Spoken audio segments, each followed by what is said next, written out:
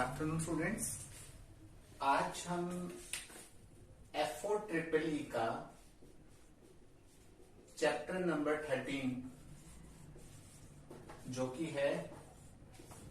जो है electrical machine के बारे में। तो इलेक्ट्रिकल मशीन्स के अंदर तो फर्स्ट जो आपका चैप्टर है उस थर्ड चैप्टर के अंदर फर्स्ट पार्ट है वो है ट्रांसफॉर्मर के बारे में। अब आप लोगों ने ट्रांसफॉर्मर ये अपना जो 10th स्टैंडर्ड के अंदर पढ़ा होगा कि वोल्टेज लेवल को करंट लेवल को बढ़ाने के लिए हम किसका यूज करते हैं, ट्रांसफॉर्मर का यूज करते हैं। अब देखिए जो एसी सिस्टम है अगर उसे हाई वोल्टेज पे हमें उसको ट्रांसमिट करना है तो यानी वोल्टेज रेटिंग को बढ़ाना होगा। तो ये चीजें कहां से एक्वायर होगी, हमारी ट्रांसफॉर्मर से। अगर यही हम ट्रांसमिशन के बाद हम देखें जो इलेक्ट्रिसिटी हमें यूटिलाइज करनी है, जो यूटिलाइजेशन पर्पज के लिए चाहिए, तो जो यूटिलाइजेशन ऑफ इलेक्ट्रिसिटी हमारी जो होती है कि जो ट्रांसफॉर्मर क्या करेगा, उस हायर रेटिंग वोल्टेज की वैल्यू को क्या कर देगा, डाउन कर देगा। तो जो हमारा मेन जो रीजन है एसी सिस्टम को अडॉप्ट करने का रेदर देन डीसी सिस्टम, की जो इलेक्ट्रिसिटी की इलेक्ट्रिकल पावर की जनरेशन, ट्रांसमिशन और डिस्ट्रीब्यूशन होती है, और जो हमारी इलेक्ट्रिक पावर को हम इंक्रीज कर सकते हैं, डिक्रीज कर सकते हैं, वो किसके थ्रू कर सकते हैं, हम ट्रांसफॉर्मर के द्वारा कर सकते हैं। ठीक है। और जो दूसरी बात हम देखें कि जो electrical power is required to be transmitted at high voltage, electrical power is required to be transmitted at high voltage, whereas it has to be utilized at low voltage for the safety point of view। यानी जो utilisation हो वो low voltage पे हो और जो transmission हो वो आपकी हाई वोल्टेज पे हो। इन चीजों को एक्वायर करने के लिए इस इलेक्ट्रिकल पावर सिस्टम के अंदर ट्रांसफॉर्मर एक मेन रोल प्ले करता है। अब ट्रांसफॉर्मर क्या है, एक स्टैटिक डिवाइस है। तो ट्रांसफॉर्मर की डेफिनेशन पूछी जाए तो आपने क्या बताना है, ट्रांसफॉर्मर एक स्टैटिक डिवाइस है जो कि इलेक्ट्रिकल पावर को वन प्लेस से अदर प्लेस पे क्या करता है, ट्रांसफर करता है विदाउट चेंजिंग इट्स फ्रीक्वेंसी। जैसे मैंने आपको बताया कि जो ट्रांसफॉर्मर क्या करेगा, वोल्टेज लेवल को चेंज करेगा, करंट लेवल को चेंज करेगा, लेकिन जो फ्रीक्वेंसी होगी दैट रिमेन्स कांस्टेंट, यानी कांस्टेंट फ्रीक्वेंसी पे ही आपकी क्या होगी, ट्रांसफॉर्मर काम करेगा। अब जो सिंपलेस्ट फॉर्म देखें, इसके अंदर टू सेपरेट वाइंडिंग्स होती है। अब जो ये वाइंडिंग्स आपको दिख रही हैं, दीज आर द वाइंडिंग्स। ये जो सेक्शन है सेंटर वाला, इसको बोलते हैं कोर, यानी दो वाइंडिंग्स हैं जो इस पे वाउंड होती है कोर पे। जो प्राइमरी साइड पे जो वाइंडिंग है, जहां पे हम क्या करते हैं, सप्लाई को कनेक्ट करते हैं, उस वाइंडिंग को क्या बोलते हैं, प्राइमरी वाइंडिंग बोलते हैं। उस वाइंडिंग को हम क्या बोलते हैं, प्राइमरी वाइंडिंग पे। अब आप लोगों को ये याद रखना है कि जो प्राइमरी साइड पे मैं करंट ले रहा हूं उसकी वैल्यू ले रहा हूं I1, और जो प्राइमरी साइड पे जो मैं वोल्टेज ले रहा हूं वो ले रहा हूं मैं V1, और प्राइमरी साइड पे जो EMF इंड्यूस हो रहा है वो है E1। जिस साइड पे हम लोड को कनेक्ट करेंगे उस साइड को हम क्या बोलेंगे, सेकेंडरी वाइंडिंग बोलेंगे। उस साइड को हम क्या बोलेंगे, सेकेंडरी वाइंडिंग बोलेंगे। और जो ट्रांसफॉर्मर का जो बेसिक प्रिंसिपल है वो वर्क करता है इलेक्ट्रोमैग्नेटिक इंडक्शन प्रिंसिपल पर, EMI। आपने इलेक्ट्रोमैग्नेटिक इंडक्शन का चैप्टर पढ़ा था कि जब भी हम कोई करंट पास करते हैं किसी भी मैग्नेटिक सर्किट के थ्रू तो हमारा EMF इंड्यूस होता है। ये EMF हमारा इंड्यूस EMF हमारा किस पे डिपेंड करता है, rate of change of flux linkage पे, यानी E is equal to N D phi by D T, E is equal to minus N D phi by D T. इस term को हम क्या बोलते हैं, फ्लक्स लिंकेज। Flux linkage. अब देखिए जैसे मैं करंट पास कर रहा हूं, प्राइमरी साइड पे मैं सप्लाई दे रहा हूं, तो कोर पे मेरा क्या सेटअप हो रहा है, फ्लक्स सेटअप हो रहा है। ये वाला फ्लक्स मेरा प्राइमरी साइड पे भी लिंक कर रहे हैं और सेकेंडरी साइड पे भी लिंक कर रहे हैं। अब प्राइमरी साइड पे फ्लक्स की लिंकेज होने से EMF इंड्यूस हो रही है, तो जो प्राइमरी साइड पे फ्लक्स लिंकेज की वजह से जो EMF इंड्यूस हो रही है उसकी वैल्यू है E1, और जो सेकेंडरी साइड पे सेकेंडरी साइड पे जो फ्लक्स लिंकेज की वजह से आपकी ईएमएफ इंड्यूस हो रही है, उस ईएमएफ वो उसको डिनोट करेंगे हम E2 से। ठीक है, तो ये बेसिक प्रिंसिपल है आपका कि जब भी किसी भी मैग्नेटिक सर्किट पे हम करंट को पास करेंगे, सप्लाई देंगे, फ्लक्स लीकेज होने की वजह से जो ईएमएफ इंड्यूस होगा वो ईएमएफ किस पे डिपेंड करेगा, rate of change of flux linkage पे। जो एन है वो क्या है आपकी number of turns, and d5/dt is the rate of change of flux with respect to time. अब जो प्राइमरी साइड पे जो टर्न्स होगी उसको मैं लूंगा N1, और जो सेकेंडरी साइड पे जो मेरी टर्न्स होगी उसको मैं लूंगा N2। अगर मेरी वैल्यू आ जाए कि जो N2 है, नंबर ऑफ टर्न्स है, अगर वो सेकेंडरी साइड पे ज्यादा है N1 से, या मैं यूं कहूं कि जो मेरी सेकेंडरी साइड पे जो वोल्टेज है उसकी वैल्यू प्राइमरी साइड से क्या है, ज्यादा है, तो वो ट्रांसफॉर्मर आपका क्या बन जाएगा, स्टेप अप ट्रांसफॉर्मर। वो क्या बन जाएगा, स्टेप अप ट्रांसफॉर्मर। जैसे मैंने आपको बताया कि जो ट्रांसमिशन ऑफ इलेक्ट्रिकल पावर हो रही है एट हायर वोल्टेज पे हो रही है, और हायर वोल्टेज एक्वायर करने के लिए हमें क्या यूज करना पड़ेगा, स्टेप अप ट्रांसफॉर्मर यूज करना पड़ेगा। या यूं कह सकते हैं कि सेकेंडरी साइड पे टर्न्स की वैल्यू सेकेंडरी साइड पे वोल्टेज की वैल्यू को क्या करना पड़ेगा, प्राइमरी साइड से ज्यादा करना पड़ेगा, तो वो ट्रांसफॉर्मर कौन सा आ जाएगा आपका, स्टेप अप ट्रांसफॉर्मर आ जाएगा। इसी का कन्वर्स में बोल सकता हूं कि अगर मान लीजिए V2 साइड पे वोल्टेज क्या है, यानी जो सेकेंडरी साइड पे जो वोल्टेज है वो प्राइमरी से कम है, और जो नंबर ऑफ टर्न्स है सेकेंडरी साइड पे वो क्या है, प्राइमरी से कम है, तो वो ट्रांसफॉर्मर कौन सा आ जाएगा आपका, step down transformer, step down transformer. ठीक है, यानी on the basis of increasing the voltage level or decreasing the voltage level on the secondary side, the transformer may be classified into two types. The first is a step-up transformer and second is a step-down transformer. अब जो flux linkage मैंने आपको बताई, flux linkage की वजह से जो EMF induce होगा, अब जो प्राइमरी साइड पे जो आपका ईएमएफ इंड्यूस होगा उसकी वैल्यू क्या होगी, E1 is equal to minus N1 d∅/dt। ये प्राइमरी साइड पे जो आपका जो ईएमएफ इंड्यूस होगा उसकी वैल्यू है, E1 is equal to minus N1 d∅/dt।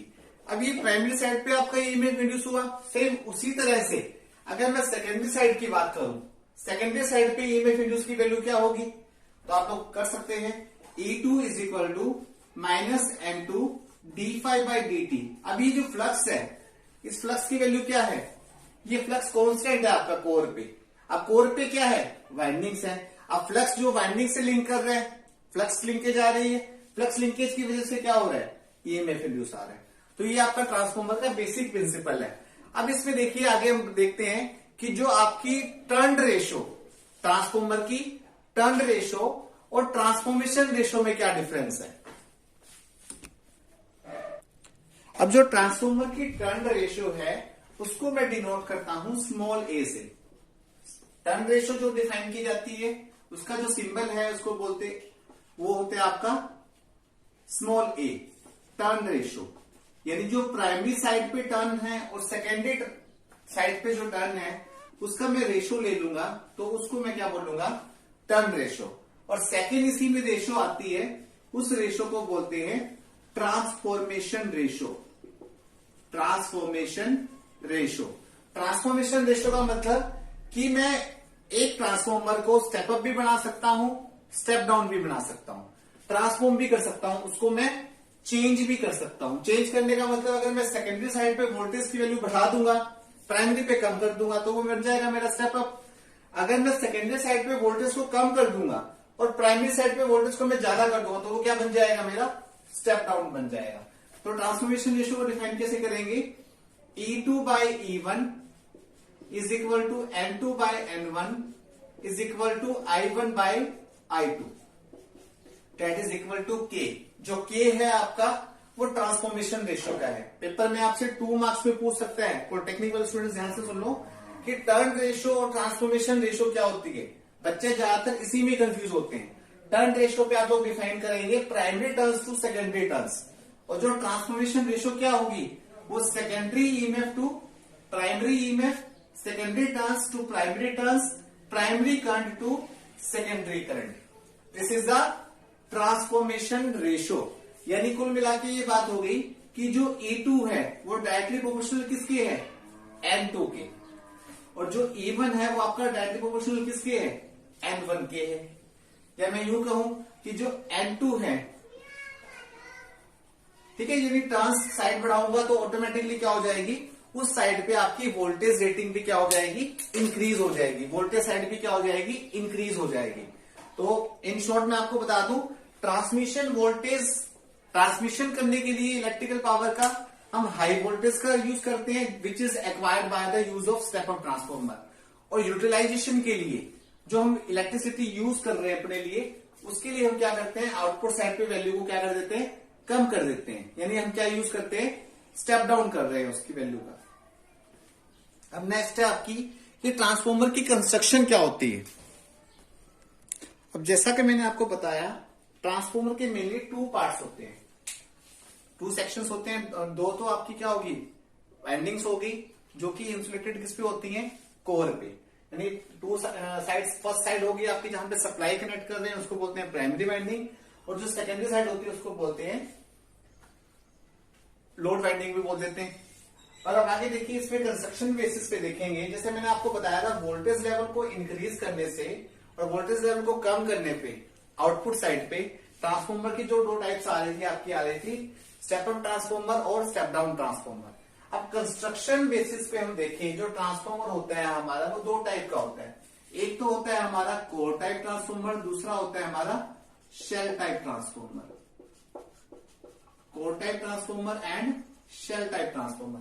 अब कोर टाइप ट्रांसफॉर्मर में हम क्या देखते हैं कि जो सिंपल हम लोग देख रहे हैं कि जो मैग्नेटिक कोर है, तो मैग्नेटिक कोर जो सेंटर वाला पार्ट होता है ट्रांसफॉर्मर का, वो क्या होता है आपका, कोर होता है। तो magnetic core is built up of lamination to form rectangular frame, यानी ये रेक्टेंगुलर सेक्शन की होती है जो आपकी कोर, जो शेप होती है कोर की, वो किस टाइप में होती है, रेक्टेंगुलर टाइप के अंदर होती है आपकी।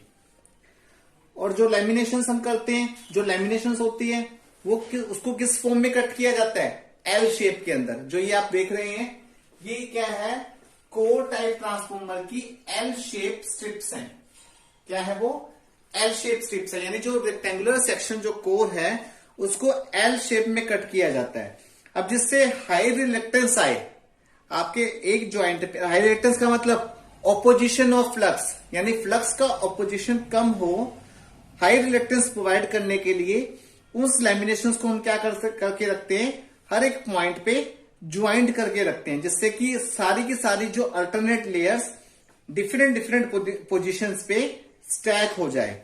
तो यानी in case actual transformer construction क्या हो जाएगी, जो प्राइमरी और सेकेंडरी वाइंडिंग है उनको आपस में इंटरलीव्ड रखते हैं, थोड़ा सा गैप रखते हैं, to reduce the leakage flux, यानी जो हाफ ऑफ द वाइंडिंग है। अब देखिए कोर ट्रांसफॉर्मर के अंदर कंस्ट्रक्शन के अंदर half of the primary winding and half of the secondary winding.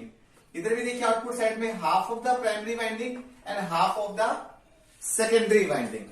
तो half of the primary winding जो होगी और half of the secondary winding होगी, उनके बीच में हम क्या करेंगे, इंटरलीव कर देंगे, उनको कंसेंट्रिकली प्लेस कर देते हैं। कॉन्सेंट्रिकली प्लेस करने का मतलब क्या हो जाएगा, जैसे हाफ सेक्शन आपका प्राइमरी साइड पे जोड़ दिया और हाफ सेक्शन आपका सेकेंडरी साइड पे जोड़ दिया।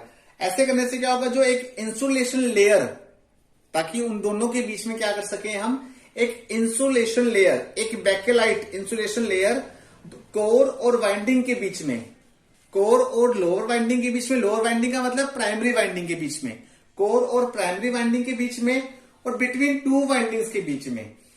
To reduce the insulation, low voltage winding is always placed near the core. Core type transformer में एक बात ध्यान देने वाली है कि इंसुलेशन को रिड्यूस करने के लिए जो आपकी प्राइमरी साइड है उसको हमेशा हम कोर के नियर प्लेस करते हैं, और जो वाइंडिंग यूज की जा रही है इसके अंदर वो किस शेप के अंदर होती है, सिलिंड्रिकल शेप के अंदर होती है। दूसरी टाइप आपकी आती है शेल टाइप ट्रांसफॉर्मर। अब जैसे कोर टाइप ट्रांसफॉर्मर के अंदर हमने देखा कि जो उसमें एल शेप स्ट्रिप्स यूज की जाती है, तो जो आपका शेल टाइप ट्रांसफॉर्मर होगा उसमें हम क्या करेंगे, ए शेप और आई शेप स्ट्रिप्स यूज करेंगे। ई शेप स्ट्रिप्स यूज करने से क्या हो जाएगा कि दो सेक्शंस हो जाएंगे, हाफ ऑफ द फ्लक्स आपका एक पार्ट में फ्लो करेगा, हाफ ऑफ द फ्लक्स आपका सेकेंड पार्ट में फ्लो करेगा। आप डायग्राम को ध्यान से देखिए। शेल टाइप ट्रांसफॉर्मर में हमने क्या यूज किया कि जो लैमिनेशंस है, जो कोर पे जो लैमिनेशंस है उनको ई शेप के अंदर और आई शेप के अंदर कट करके रखते हैं, यानी ई शेप और आई शेप स्ट्रिप्स यूज करते हैं। वही सेम जो रीजन मैंने आपको बताया था, हाई रिलक्टेंस पार्ट को रिमूव करने के लिए, हाई रिलक्टेंस को अवॉइड करने के लिए ज्वाइंट्स पे लैमिनेशंस को हम क्या करके रखते हैं, अल्टरनेट लेयर्स पे स्टैक करके रखते हैं, जिससे हमारा जो कंटिन्यूअस ज्वाइंट्स पे जो इफेक्ट आता है वो आपका क्या हो सके, रिड्यूस हो सके। और जो शेल टाइप ट्रांसफॉर्मर है, शेल टाइप ट्रांसफॉर्मर के अंदर हमने क्या देखा कि जो कोर है, जो ई शेप देख रहे हैं आपकी, जो ई की ये 3 लाइन्स है, इनको हम क्या बोलते हैं, लिम्ब्स बोलते हैं। अब जो ये इस ई शेप स्ट्रिप्स की वजह से इसकी एक तो है सेंट्रल लिम्ब और दो ये है जो 2 साइड्स लिम्ब्स है।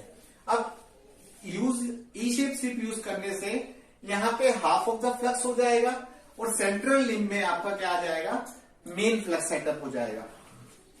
तो उसको लिखेंगे कैसे, बताएंगे कैसे कि in shell type transformer core has 3 limbs, central limb carries whole of the flux. मैंने आपको बताया ना, जो सेंट्रल लिम्ब है, जो आपकी सेंटर में जो लिम्ब है उसके अंदर क्या होगा, मेन फ्लक्स फ्लो करेगा, और साइड लिम्ब्स में क्या होगा, हाफ ऑफ द फ्लक्स होगा। तो क्या इससे क्या हो जाएगा, जो विड्थ है आपके सेंट्रल लिम्ब की वो डबल हो जाएगी that of the outer limbs. यानी बोथ दो कोर पे जो आपकी प्राइमरी वाइंडिंग है और सेकेंडरी वाइंडिंग्स है उनको हम किस पे प्लेस करते हैं, सेंट्रल लिम्ब के अंदर, साइड बाय साइड। ऐसा करने से क्या होगा, जो लो वोल्टेज वाइंडिंग है, जैसे कोर टाइप ट्रांसफॉर्मर में बताया था कि जो लो वोल्टेज वाइंडिंग है वो कोर के बिल्कुल नियर होती है, और जो हाई वोल्टेज वाइंडिंग होती है that is placed outside the low voltage winding. Low voltage winding is a primary winding and high voltage winding is a secondary winding। यानी मैं रिपीट कर रहा हूं दोबारा से, low voltage winding is placed near the core and high voltage winding is placed outside the low voltage winding to reduce the cost of insulation between core and low voltage winding। जैसे core type transformer में किया था कि जो लो voltage winding को हमने core के near रखा था ताकि हमारी इंसुलेशन की कॉस्ट क्या हो जाए, रिड्यूस हो जाए। आज के आपने इस टॉपिक के अंदर, इस पूरी वीडियो के अंदर ट्रांसफॉर्मर होता क्या है, ट्रांसफॉर्मर की वोल्टेज रेटिंग बढ़ाने से कितने टाइप्स हैं, कंस्ट्रक्शन बेसिस पे ट्रांसफॉर्मर की टाइप्स देखी, ट्रांसफॉर्मर का वर्किंग प्रिंसिपल देखा, ट्रांसफॉर्मर की टर्न रेशियो और ट्रांसफॉर्मेशन रेशियो डिफाइन की। अगले लेक्चर के अंदर हमारा जो ट्रांसफॉर्मर का जो है इसके हम पढ़ेंगे लॉसेस के बारे में, कि ट्रांसफॉर्मर में लॉसेस होते हैं वो क्या होते हैं और कितने टाइप्स के होते हैं। Thank you.